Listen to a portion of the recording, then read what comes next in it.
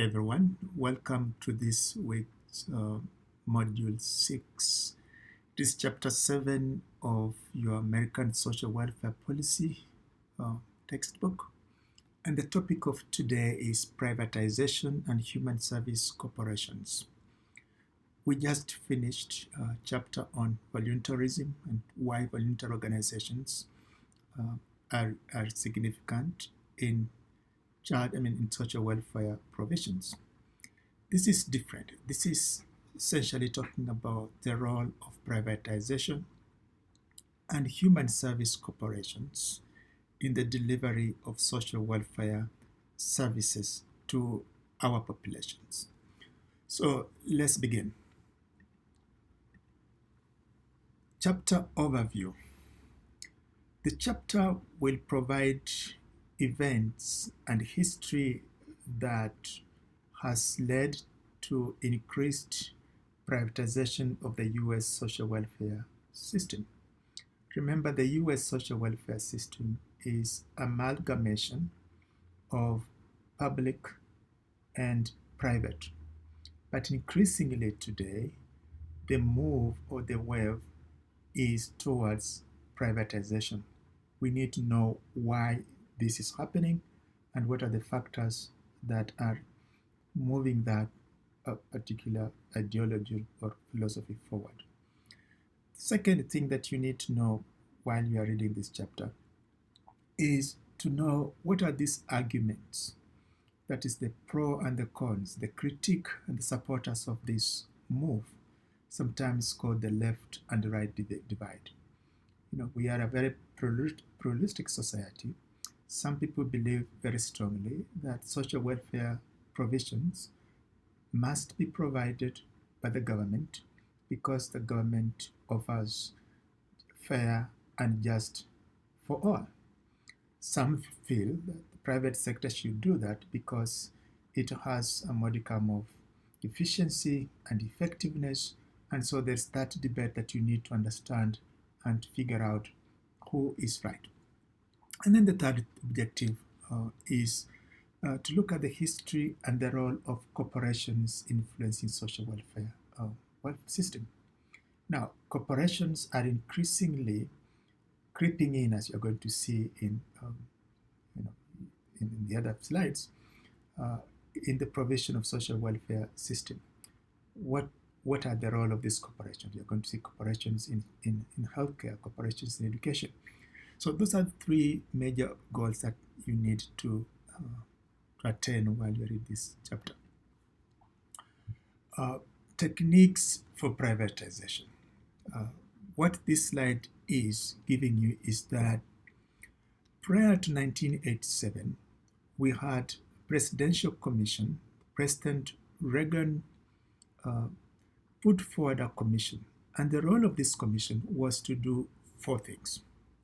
One, to identify ways we can sell government assets so that those assets should move from the government hands into the private hand. The commission was to look into how that would work. The second responsibility was that government as we know it, some people postulate that it offers unfair competition towards business relative to the private sector. And so to provide an equitable fairness in service delivery, maybe we need to provide privatization for that. A good example would be, right now the post office is dominated by the government. So government has monopoly in post office services, although now increasingly we have other agencies like UPS coming up, but overwhelmingly the post office has been a government business. The third role was that how then can the United States contract services to provide goods and services through private sector? How would that work? That is one of the responsibilities that was given. And the fourth responsibility was that if we were to use vouchers would the government provide coupons? In other words, a private sector would provide services and the government would pay that private sector or private agency through coupons. There is a recall test, I think, in your examination, and it goes like that the argument that government should deploy only safety net social programs as a last resort is mostly likely to be made by a clinical entrepreneur. Now, in the previous module, you read about what clinical entrepreneurs are, what welfare bureaucrats are. You understand why a clinical entrepreneur will say, you know what, the private sector perhaps provides better services, social welfare services. The government can only do that as a last resort. So just make sure that you recall that. So when we are talking about privatization, basically we are talking about this concept. There's a concept of commercialization, which basically means that the commercial sector is increasingly taking root. Things are being commercialized. Business are being commercialized, including services. There's that concept that we are going to meet also ahead as we go along. And the concept is preferential selection. Preferential selection simply means that selecting the best and leaving out those, as if it were people not who are the best in terms of treatment. For example, if I was to provide services to or healthcare services, you can see that insurance companies would be more inclined to only get those who are less sick and leave out those who are more sick. That has been the model of healthcare in the United States before Affordable Care Act, that if you had a pre-existing condition, you could not afford or you could not qualify to get insurance. That particular concept is called preferential selection, or sometimes creaming out. And we see this preferential selection in almost every sector, even in education. We see that the most Ivy League schools will cream out, will take the best qualified and leave out those who are not best qualified. And you can see it in every sector of it. Cost effectiveness basically means if you have to balance between the cost benefit ratio, you err on the side of it costs less to do something, and therefore we are going to do that more. Standardization is a concept which means that you have all things on the same standard, and you see this almost like what you call franchising. You have McDonald's, in Arlington are the same way in Arlington, Texas, and the same way McDonald's are Arlington, Virginia, or anywhere else, or in China. These are standardizations that everything is the same standard, and the same holds true in terms of healthcare, in terms of all these services. And then finally, this concept of oligopolization. This is the control of a market by few providers. Today, we could say that perhaps Amazon is an oligopoly, meaning that the services provided now in selling or sales and goods is monopolized. Now, talking about Amazon, today I think we've had an item in the news where Amazon was to establish a headquarters in New York, and people in New York, especially some leaders, were very much opposed to it. Now, it's a question of debate, but what you need to understand is that what was the debate about? The debate was that Amazon was coming to New York, but the New York state was to give it a tax rebate of $3 billion for it to come in. So Amazon promised that we are going to create $25 million jobs for the local population. Well, people said, well, the $3 billion that we are giving Amazon in terms of rebate could do so much. We could improve our education system, we could improve our welfare, and so they argued that it's not worth it for us to give $3 billion to a corporate, the richest corporation in America, for them to create a headquarters in New York. And so all those are debate issues that you need to grapple with. So, what is the rationale for this increased push to privatize what was once public to privatization? Well, John Donahue, was an orator and a poet and a philosopher, basically said, government of the US spends so much money, that is roughly $500 billion a year, paying public workers to deliver goods. These are the workers we call welfare bureaucrats. He said that if you converted that particular money and you gave it to the private sector was going to do so much with that money than just paying, welfare bureaucrats to deliver goods. That was his argument. So Texas was the first state to experiment with letting private companies create and run a system to screen application for welfare benefits. Basically, the rationale was that people were receiving benefits and they were basically reaping the government and qualifying for services when they did not deserve them. We have all this conversation going on even now. I think it is, some of you may have heard President Reagan at the time when he evoked the so-called welfare queens. And he went about to talk about how this welfare queen had, 30 names, had several ID cards, and therefore was mulching the government. And so what Texas did was that they said, well, we have people who are benefiting from the system, and therefore we need to bring in a private organization in order for them to check who these people are. I think the same argument we have had in terms of voting. People have said, well, we have people who cheat, who vote, and they're not qualified. Yet, sometimes research says that that's not very true. So that was one example. So cities and counties across the UN began to shrink welfare roles and find more efficient ways. Now, why did that happen? In other words, that they felt that so many people were receiving welfare who did not need welfare. And so they made the qualification for these programs very stringent. And so it's not because that was happening that they made it just very difficult for you to qualify for welfare.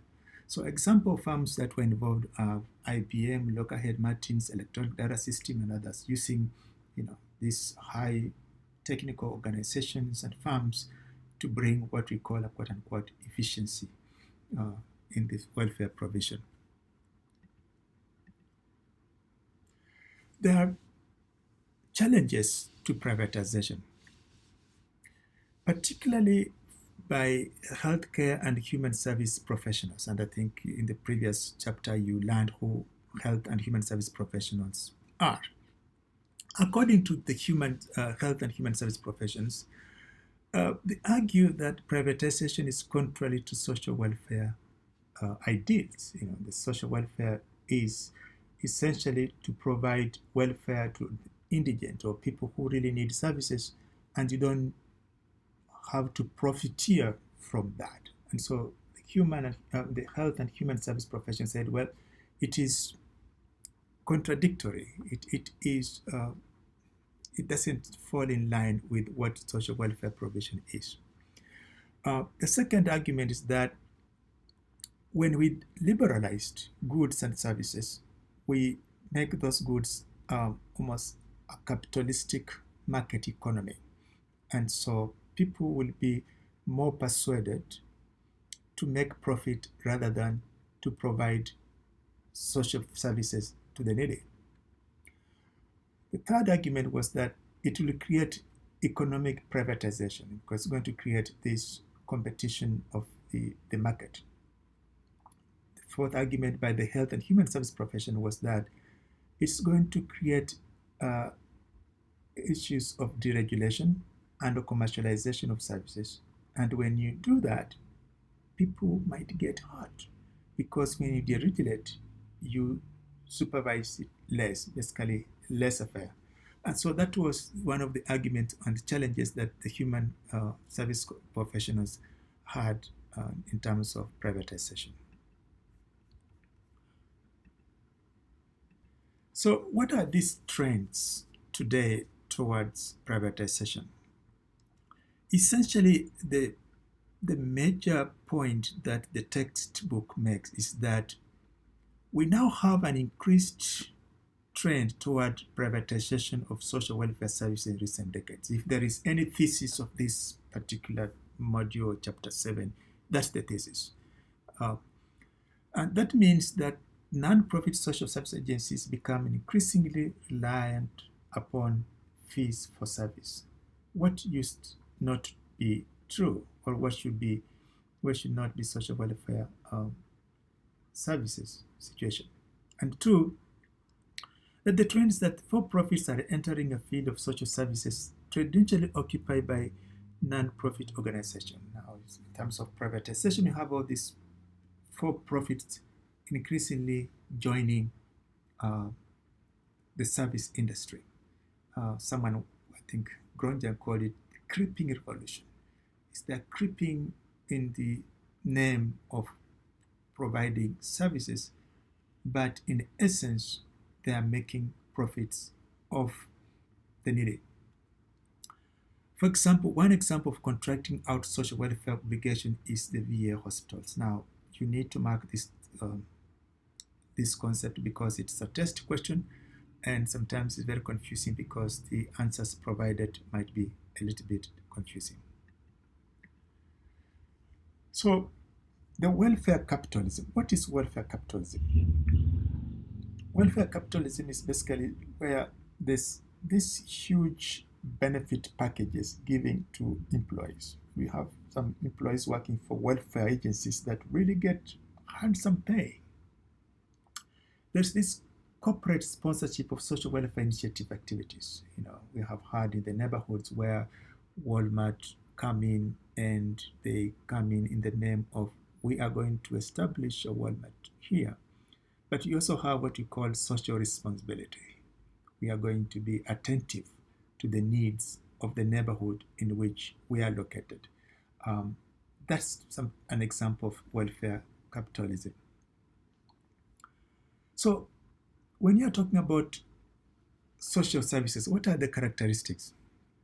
The characteristic of social services agencies is that it has to be, in other words, the private social services, it has to be under the auspices of the private sector. It is largely oriented toward helping the poor and the needy. It's primarily funded by private contributions. It maintains independence. It's not like the government, it's not like post office, it's not like a government-run agencies that has to follow strictly the rules of the bureaucracy, but it can maintain some independence. But today, we see that the public sector is increasingly very limited, and so increasingly it goes to social welfare by privatization. Let's look at the definition of terms. When we are talking about public social welfare programs, what do we really mean? The public social welfare programs are programs that are run by government. And when we're talking about government, we are talking about the federal government or the local government, state government. The reason why we call them public social welfare programs is because, one, they are mandated legislatively. Legislative laws are passed. Examples of the public social welfare programs, just to name a few, are the Social Security. Social Security is a government mandated program. By law, it has to be there. TANF, the Temporary Aid to Needy Family, although it is mandated by law, it is not, it can go away, it's discretionary. Sometimes Congress can change the terms depending on the circumstances of the year. 3, Medicaid and Medicare, one for the poor and one for people who have just paid in. So those are examples of the public and public social welfare programs. Of course, there are quite a number. We are going to see them in, I think, a chapter or two ahead. So when you're talking about privatization of social security, for example, is one debate of how privatization is creeping into welfare provision. Many people have discussed that to have social security be strong and on its footing, we need to do a few things, because social security is not structurally sound today. So some people have said, you know what, let's invest social security taxes dollars that are not needed into the stock market, so that they can grow and create some profit. And to do that, perhaps workers will be left to save and invest as they will for their investment. Let the workers, this is their money, they are responsible, they are mature people, let them invest their money as they wish so. Or the government should be in charge of investing the funds. So those are the two criteria. Now, most of you might debate that perhaps when people are left to invest that money, people may not do what is in their self-interest. And so the government has continuously kept your social security dollars. Or let's have a pre-fund system. That is, unlike the current system, in order to make the social security system in that right footing, let's have a pre-funded system, which is, the current system is pay as you go, meaning that one generation, the current workers, pay taxes that are used to pay the benefits for another generation. If you are working today, you are paying into social security, and the money that you are paying right now in social security is not being invested for you. It's actually being used to pay those who have just retired. That system is called pay as you go. You need to remember that, because I think it's a test question. So let's look at some of the ways that they have suggested, almost like 8 ways that people have suggested to make sure that social security is sound. One example that they said is, let's collect on the least 90% of earnings. What does that mean? Today, you pay into social security up to $128,400 that you earn. Anything that you earn above that, you don't pay tax on it. So that means that the millionaires and billionaires only pay social security up to $128,400. Last year it was $127,200, changes year by year. And what that suggestion will do is that it's going to reduce the deficient gap in social security by 30 to 50%. Of course, who will be opposed to this kind of idea? The rich will be opposed to that kind of idea. But, maybe it's a good way of how to increase revenue. The second idea of how to make social security structurally sound is, let's raise the payroll tax rate. What does that mean? The payroll tax rate are paid in the following manner. If you are working today, your tax rate that goes to social security is 6.2% of your paycheck. Then your employer will also contribute 6.2. So in essence, you are contributing 12.4 towards social security tax. If you did this, if you raised this to 13.4, it's going to reduce the gap between 50 to 100%. But if you reduced it to 14%, if you increase 14%, it could close the gap, right? If you are working today, are you for the idea for the government to increase your social security taxes so that social security can become sound? That's the idea how to think about.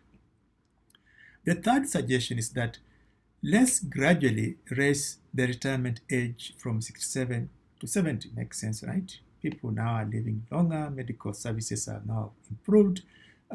When Social Security was, enacted back in 1935, life expectancy was not as high as it is. I think today life expectancy is 78. So the suggestion is that because people are living longer, well, let's increase from 67 retirement age to 70 retirement age. This would reduce 20 to 35% of the deficit. Right? Maybe that's a great idea, but you have people working in certain professionals that if you are 70, you may not be really strong enough to continue working, or 67 or 68. You look at people who are working, blue collar jobs. So that's another argument that you have to be considerate of. The fourth argument is that let's adjust the CPI. CPI is the Consumer Price Index. The Consumer Price Index is the index that is used to adjust the rate of inflation per given year. Well, what people argue today is that Social Security is adjusted not in a very right manner because it gives more in terms of adjustment for inflation. Let's correct that so that we can say between 20 and 75%. The fifth thing is that increased tax on Social Security benefits. If those who are receiving benefits, let's increase tax on them because people right now are paying taxes. Your grandmother is paying tax on it. Let's increase. Well, I don't think that's a great idea because, I don't think they're getting so much money from Social Security. So these are the 8 arguments that people have put forward. Please remember how to, for profit. So when you're talking about for profits organization, what are they? These are the components of for profits. Operate to generate profits, must perform efficiency to generate profit. So just know what for profits the characteristics are. Privatization. There's a definition there of privatization, which is the transfer of public funded entities, as we have discussed before, to private. Many people argue that this privatization has some advantage. And the advantage is that, why do we have to maintain an archaic prison system, for example, which violates inmate rights because the government doesn't run the system very well? Let's privatize that. Some will argue that the foster care system is not really run very well. It ignores the abuses, affliction of children. Let's move it to private sector. Some will say, well, the private sector can meet cost and qualify standards to comparable care. So these are some of the reasons why people feel that because the government, quote unquote, is not doing things in a very efficient way, let's privatize our welfare system. There's also the corporate influence social welfare system. We have the influence basically coming from the think tanks, the corporations, the lobbyist groups, and all this kind of thing. You have to figure out, you have to learn a little bit more about corporate influence on social welfare programs. So what's the future of corporate involvement in social welfare system? Nancy Amidei has basically developed a standard of behavior that she thinks or she calls decency principle. And in her decency principle, she says that in order for her to deal with any business of any kind, that business has to do the following. That any business that she's going to do business with or give business to, it has to have equitable wages, meaning that that business pays its workers fairly. 2, that business has to have employee rights, not to abuse employees, whether they are here or abroad. Business has to give affordable housing to her employees, and that business should also have some environmental responsibility. That is her way of how to create decency. Maybe you can employ some of those kind of conditions if you're dealing with corporations like Walmart or Amazon, whatever corporation they are, those principles. These are examples of human service corporations. For example, United Health, Aetna, SCA, Humana, all these are human service corporations. Maybe some of you have worked with this or have family members or friends who work with this. These are the revenues. For example, United Health, their revenue in 2007 was $75 billion. 2018, it increased to $2 billion. These service corporations make a lot of money. They make a lot of profit. And yet they have increasingly contract the government to create social welfare. So know some of the pros and the cons, and maybe why we rely so much on them. Here are some of the consolidated growth in the human service markets. We have nursing homes, medical reform firms, cost management. There are quite a number, some of them, you know them. Child care, home health, correction, public, those are human service private sectors that the book is talking about. So read a little bit about them, and some of them I think you have services with them or you have contracted with them somehow. So some of these are the reasoning for advantages of privatization. One is that it's effective, reduces waste, it creates competition, and therefore it removes competitive advantage of the government. It decentralizes authority from the government. It becomes very flexible. It has improved efficiency. Well, you are the best people to judge whether it works or not. The disadvantages, some of them people have felt that privatization of social welfare programs has some disadvantages. For example, it prioritizes economic revenue over quality. Some of them because they want to save so much, they may not so much provide good quality care. For example, nursing homes. Many see privatization as profiteering from human misfortune. So, in this Penn State judge clip, if you have time, see how corrupt judges in Pennsylvania, because of privatization of the prison system, judges were accused of sentencing young adolescents, youth, to prison just because, maybe to paraphrase, is in order to fill those prisons. So basically just discussing about the ravages or the disadvantages of privatizing criminal justice system. Commercialization, I mentioned earlier, commercialization is basically defined as the provision of services for a fee. Reason for increased commercialization, those are the reasons. Please read them and get familiar with them. Preferential selection, I think I mentioned earlier on, choosing clients according to criteria of performance, as the book defined them. Standardization, I think I explained them at the beginning of the module. Oligopolization, know some of examples, I explained that. Those are some examples of oligopolies. Examples, more examples. Then we have the book talks about corporate social responsibility. That term has emerged in order to improve the public images. I think I mentioned earlier on about giving example of Walmart being the neighborhood and feeling that they need to participate in social welfare provisions because they have a social responsibility.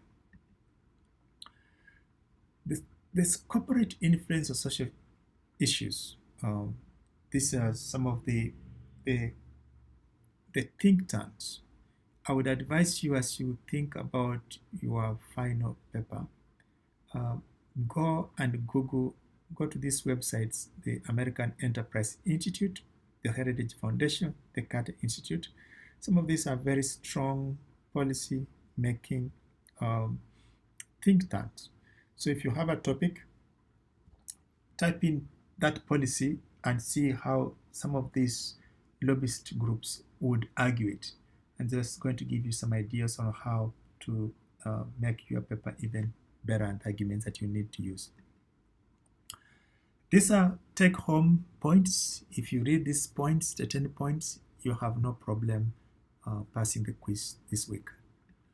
So have a wonderful week, and I'll see you next week.